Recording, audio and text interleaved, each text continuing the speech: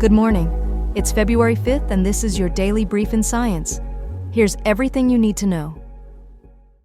A new international push is forming to tackle reproductive health risks in space, from unintended pregnancy to radiation and microgravity effects, while defining ethical boundaries for future space reproduction research. A recent report argues that human reproduction in space is an unresolved critical issue for long missions to the Moon or Mars, and urges planners to act now as interest in space grows. Senior author Dr. Fatih Karuya of NASA describes reproductive health as a policy blind spot and calls for global collaboration to establish guidelines that protect both professional astronauts and private citizens as humanity moves toward sustained off-Earth presence. While assisted reproductive technologies are advancing and becoming more portable, pregnancy remains contraindicated for spaceflight, though hormonal management of menstruation and ART could support research and practical space-based reproductive practices. Automated, portable ART tools like gamete preservation, embryo culture, and genetic screening could align with space operations once ethical and safety frameworks are in place, signaling a path from Earth to space applications. The report treats ART in space as a foreseeable extension of current technologies and emphasizes proactive governance as humanity expands beyond Earth. The discussion includes adapting IVF and cryopreservation for space use, not to enable conception in space, but to protect travelers and safeguard reproductive health in spaceflight. IVF and reproductive technologies are increasingly relevant to space due to advances in assisted reproduction and growing participation of private citizens alongside professionals on missions. No pregnancies in space are planned for research. Simulations and non-human models will be used, with an international ethics review board urged to oversee global rules and responsible conduct. Any in-space reproductive research would rely on simulated environments and non-human models to study risks, not on human pregnancy data. Ethical guidelines are prioritized, including informed consent, gender equity, and protection of future offspring, with a stance against in-space experiments on pregnant humans. Safeguards emphasize non-pregnant humans for research, informed consent, fairness, child safety, and reliance on simulations and non-human models until clear guidelines are established. A new Science Advances analysis links wildfire smoke to more deaths across the United States, and the impact varies by season, age, and where people live. Using county data from 2006 to 2020, researchers tied exposure to wildfire-derived PM2.5 to about 24,100 deaths annually nationwide, with about 5,594 additional deaths per year per 0.1 micrograms per cubic meter increase in wildfire PM2.5 in the studied counties. The study finds stronger associations in cooler periods and in rural or younger communities, and it notes neurological disease deaths show the strongest link to wildfire PM2.5, followed by respiratory and circulatory conditions. It also reports no clear connection to deaths from car accidents or falls. The authors emphasize wildfire PM2.5 as a major health hazard tied to climate-driven fire trends and forest management pressures, urging stronger EPA monitoring and regulation as wildfire PM2.5 is not categorized separately today. The analysis controlled for other causes and checked that results weren't driven by non-smoke PM2.5, while acknowledging limitations such as county-level aggregation and not accounting for smoking status or the full complexity of smoke dispersion. Outside researchers describe the results as plausible, but note the need for more diverse study designs to strengthen confidence. Policy context highlighted in the piece points to climate policy rollbacks and calls for mitigation to reduce health losses from wildfire smoke, alongside discussions of forest management and urban wildland interface expansion. Scholars emphasize the growing health threat from wildfire smoke driven by climate change and mismanagement, urging broader research and more robust monitoring. Overall, the study analyzes 3,068 counties, linking annual wildfire PM2.5 exposure to all-cause and cause-specific mortality and highlighting the disproportionate role of wildfire smoke in the PM2.5 burden.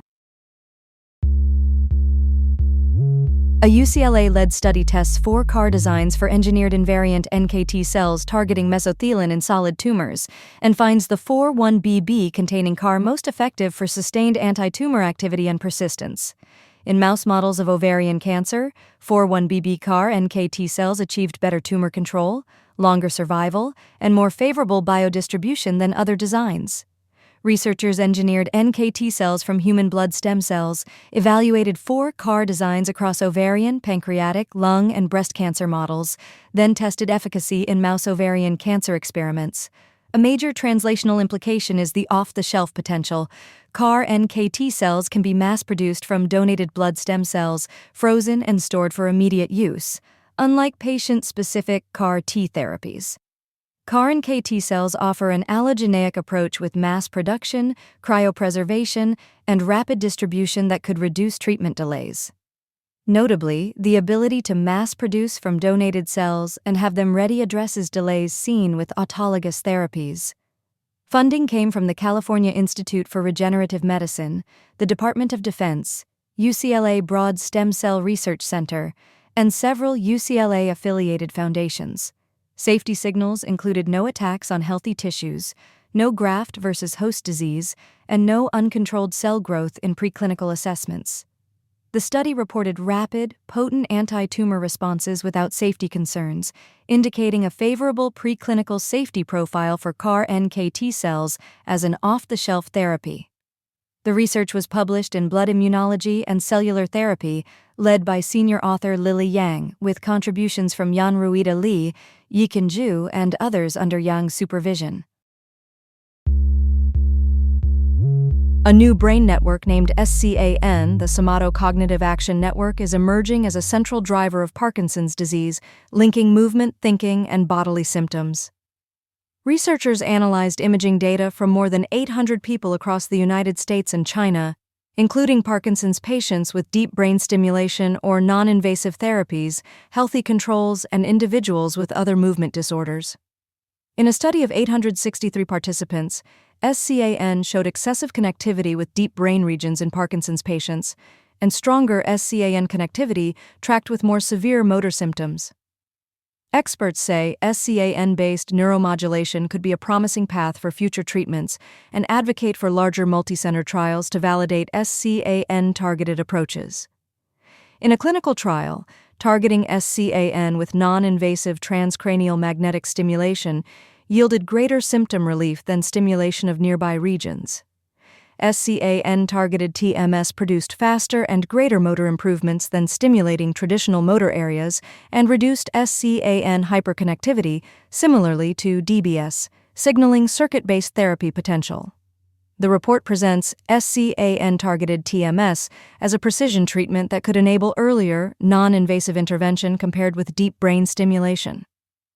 The study also discloses funding and potential conflicts of interest, including support from NIH, National Science Foundations, and industry ties with Neural Galaxy Inc. and Turing Medical Inc., among others. Key researchers include Nico Yu Dosenbach and Hesheng Liu of WashU, with collaboration involving Changping Laboratory and others. The findings were published in Nature on February 4, 2026. Researchers call for continued work to clarify how different SCAN components map to specific symptoms and outline future trials via Turing Medical to test non-invasive SCAN-targeted therapies. Dopaminergic medication such as levodopa also reduces SCAN hyperconnectivity, indicating pharmacologic and neuromodulatory therapies may act on the same SCAN pathway to ease symptoms. A measles alert is underway as North Carolina health officials urge unvaccinated people aged 1 year and older to get the MMR vaccine and to check travel plans with a clinician if outbreaks are possible. 2 MMR doses are standard for children, with the first at 12 to 15 months and the second at 4 to 5 years, while adults should have at least 1 dose. 2 doses offer about 97% effectiveness versus about 93% for 1 dose, with higher coverage especially important for healthcare workers, college students, and international travelers. Most U.S. measles cases occur when unvaccinated or under-vaccinated travelers bring the virus home, so travelers should be fully vaccinated at least 2 weeks before departure, and an early MMR dose is available for infants 6 to 11 months traveling internationally. In North Carolina, measles cases span several counties, including Buncombe, the county with the highest count at 6 cases, alongside Mecklenburg, Polk, Nash, Rutherford, and Cabarrus. Case distribution covers Nash, Union, Mecklenburg, Buncombe, Polk, and Cabarrus counties, with a January 27th case reported in Nash County. Public health outreach is active via text alerts and local health department contacts to inform residents of potential exposures and to provide guidance. Outreach may involve phone calls, emails, or in-person contact by NC Public Health outreach teams when exposure is suspected, and messages may indicate exposure status without confirming infection. A dedicated text notification system has been launched to alert residents who may have been exposed and to guide next steps. The Measles Toolkit supports outreach by health officials, and vaccination is available through many retail pharmacies and the Vaccines for Children program. The State Health Department dashboard links to ongoing case counts and reinforces the importance of vaccination messaging. Measles presents with high fever, cough, runny nose, conjunctivitis, Koplik spots, and a blotchy red rash, and can lead to diarrhea, pneumonia, encephalitis, and immune suppression.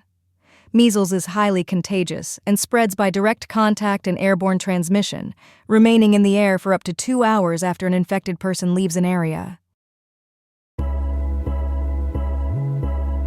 This has been your Daily Brief in Science. To read more about these stories, follow the links in the episode bio. You can also subscribe to these updates via email at www.brief.news. For more daily podcasts about the topics you love, visit brief.news/podcasts. Tune in tomorrow. We'll be back with everything you need to know.